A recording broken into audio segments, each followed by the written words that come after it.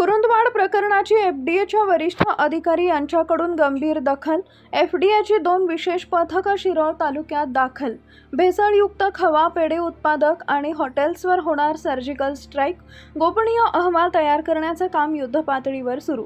कुरुंदवाड येथील सार्वजनिक शौचालयाच्या नळातून हॉटेल्सला पाणी पुरवठा केल्याच्या धक्कादायक आणि किळसवाण्या प्रकाराची अन्न व औषध प्रशासन विभागाचे वरिष्ठ अधिकारी यांनी दखल घेतली असून नागरिकांच्या आरोग्याशी होणारा हा खेळ थांबवण्यासाठी एफडीएची 2 विशेष पथके कोल्हापूर जिल्ह्यातील शिरोळ तालुक्यात तातडीने दाखल झाले असल्याचे समजते।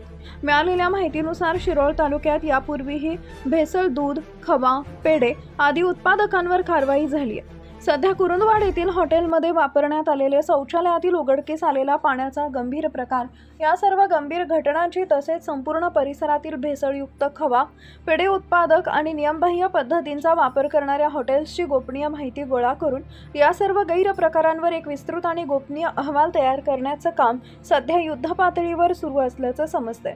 या गोपनीय अहवालानंतर शिरोळ तालुक्यात कारवाईचा बडगा उचलला जाणार असून नागरिकांच्या जीवाशी खेळणाऱ्या आणि अन्न सुरक्षेचे नियम धाब्यावर बसवणाऱ्या हॉटेल्स, खवा व पेढे उत्पादकांचे व्यवसाय परवाने तात्काळ रद्द केले जाणार असून या प्रकरणी दोषी आढळणाऱ्या संबंधितांवर कठोर कायदेशीर कारवाई केली जाणार असल्याचे समजते।